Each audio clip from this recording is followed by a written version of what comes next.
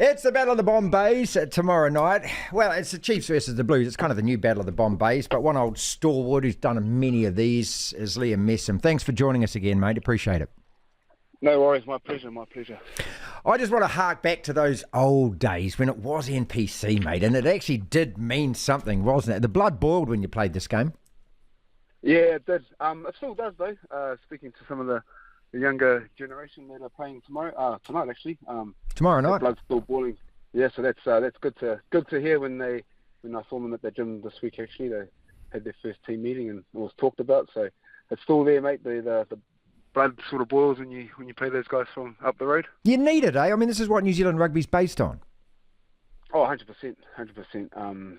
You sort of still need those old school rivalries and the good rugby traditions that rugby has. The way the sort of professional era has gone, a lot of those rugby traditions have unfortunately sort of gone. But ones like these are really good for New Zealand rugby. Chiefs off to a flyer, mate. Haven't lost yet, of course, and that was just started by that really impressive win against the Crusaders. I mean, that was the best thing I think that has happened to Super Rugby this season. Chiefs got that win and now set the pace. That's what I reckon.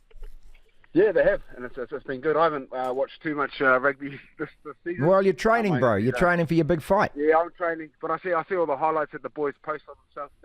He's pretty bad at posting his tries on himself on Instagram, so that's the only kick-up I get to watch. But no, they've started off really, really well, and that's the key to winning a championship. You got to start off really well, and get that home playoff, because home advantage in playoffs. I know it's still a long way to go. Having a home advantage in playoffs goes a very long way. Yeah, you've been around, rugby, and you've been around a lot of squads, and you're very successful, of course, with that Chiefs squad. What's the essence of it, Liam? What does it take to win a campaign, mate? Oh, there's a lot of things that need to go your way. Like I said, you just have a start the season strong. You got to have really good depth, which I believe the Chiefs have this year, and I think that's their strength. If I go back to 2012 and 13 when we won it.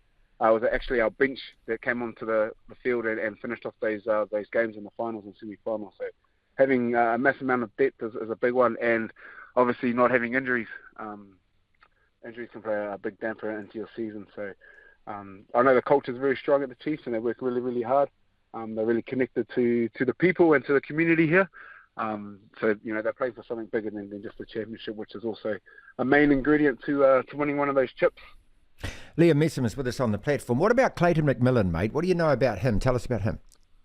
Yeah, he's just a straight shooter, dog.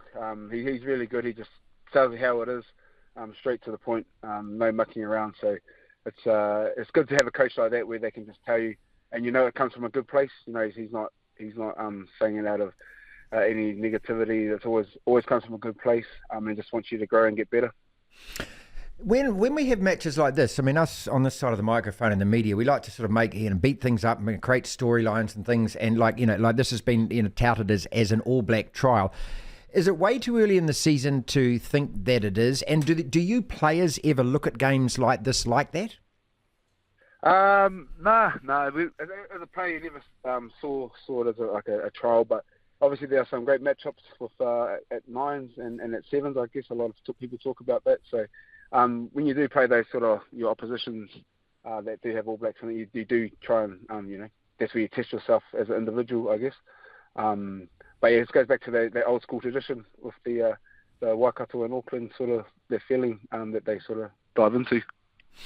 Yeah, I mean, they used to do that thing, didn't they? The Auckland team, they'd stop at the Rama on the way back as well, have a big hoolie there and everything. And I hope these traditions actually stay alive, because I actually think that this actually bridges the generation gap as well. I kind of feel like you lose that, you lose a lot of something. Yeah, it is, and it's a shame. And I try to keep some of those traditions alive when we go up to Auckland. Like one, we used to always stop them Pōkeno for ice cream. Yep. Then those ice creams got a bit too big. The boys got a bit sluggish on game day, so they sort of cut it. But little things like that, and also like stopping in the Ranginiti pub on the way home. Yep. The boys have a beer with the fans was always a go-to. Just those things are starting to sort of die out in the professional game of rugby, and you can sort of understand because it's it's a professional era, but it would be good to keep those sort of traditions alive. We saw Sevu Reece in unfortunate news this week that the poor bugger's done his knee and he misses the World Cup. And it happened to Damien, obviously, in 2019 in that, Liam. In World Cup year, I'd love to get know. So how do the players think about this? Do you go into games training? Do you go into these competitions thinking long term and thinking about that, or if you worry about that, then is it something out of your control? You just got to deal with what's in front of you. Yeah, I think it's one of those things in the moment. You never obviously think about getting injured. You just always, go hardcore, go into it, get stuck into your season. But then when you do get injured, then that's when it starts to play on your mind. I sort of had the sort of same thing in 2015. Pull my calf just before the World Cup, and then I didn't really worry about pulling my calf. But then when it happened, I was like, oh man, I'm sort of done. But thankfully, the coaching staff still took me as a food ball. But I know the boys will be they block it out of their mind, and they just you can't dwell on it. You can't worry about it. It's out of your control. So the only thing is in your control is the way you perform. The other thing about Super Rugby is, you look at the draw every week, and there's a couple of standout games. This one obviously is, and we're talking about the Chiefs versus the Blues. Just the overall, impression of this competition, though, there is an unevenness in the teams. I really worry about it, given the fact that South Africa aren't there anymore. And I know that they always had a couple of teams which weren't that competitive either, but there's just something extra with them. I just wonder about the sustainability of it. What we want out of 12 teams, you want at least 6 or 7 of them to have a chance of winning the thing, don't we? Yeah, you do, and it's a shame that the South Africans ain't in the comp anymore. I used to love going to South Africa. They bring a whole different style of rugby. You really got to test yourself physically because you know what's coming, and they're only going one way, and that's forward. So that's that sort of style of rugby that you miss. And the touring is also a great part of rugby. But yeah, I haven't seen too many of those Australian games or what they're about. So you do want competition where I think the NPC. You look at the NPC, I know it's a level down from Super Rugby, but any team on their day could win that competition. That's why it's a great competition. The away trips as well to South Africa were a real bonding exercise as well, weren't they? Quite often it resurrected a team season. Quite often it absolutely jet-propelled a team season.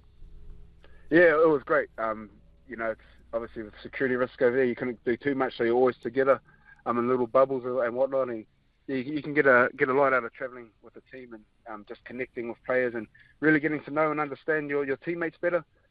Because when you come into work every day, you don't really get the opportunity to sort of connect with one another on a deeper level. And then when you go away and you're stuck together for 2 or 3 weeks, sometimes you learn a lot about a human being. Some good things and some not good things. Yeah, I understand that. Liam Messam is with us. All right, tell us about the training, mate. Justin Hodges, I love the way he mouths off and things. I'm going to knock this guy out. Bollocks, mate. But anyway, sorry. What are you, how hard are you going for this fight for life? Yeah, no, I'm training really hard. Just actually finished my training, so I just want to put down a breath at the moment. But, sure. Working really hard. I do respect the sport of boxing. It's no game. You don't play boxing, so I'm gonna put in all the effort that I can to make sure I'm prepared and ready. And yeah, like Justin said, he's coming over to knock me out, so I better be on my A game and get ready. He's got a big target to hit, so all best for him to see if he can hit it. Is there fear involved in this? What is there that motivates you to fight, man? I would say there's a little bit of fear, but I just love the hustle and grind of boxing and getting out there. I think the fear is more getting knocked down in front of thousands of people, but it's part of the sport. It happens with boxing, and that's the fight game. So I think it sort of also takes my mind away from rugby, because I'm sort of in that middle ground of if I should fully give up and stop playing or whatnot. So that sort of just keeps me ticking over and keeps me healthy and fit. Would you ever be a better boxer than you were a player? I don't know. I've learned a lot in the last couple of years of boxing. But yeah, I don't know. It's a hard one because I love both of them, and I'm very grateful for what rugby has given me in my life. And I now just get to do this for a bit of fun. It's bloody hard work. I come from the school of Titch, and this boxing gig is pretty much similar to the good old days when Titch used to thrash us for fun. So just finally, when you say you don't play boxing, just what do you mean by that? Well, a lot of people, they come in and they think they can just put the gloves on and have a good laugh and just swing and not put in the work, and they think, they may think they're fit, but there's a different level of fitness when it comes to boxing. So it's no game. You can get seriously hurt. So you got to put in the work. You got to give the sport its respect. And yes, so you don't get hurt, and you can enjoy the fight instead of looking for big gulps of breath to just to survive. It's not a good place when you're just trying to survive. Always a pleasure talking to you, mate. I'm a big fan. Thank you so much for joining us, mate. No worries, brother.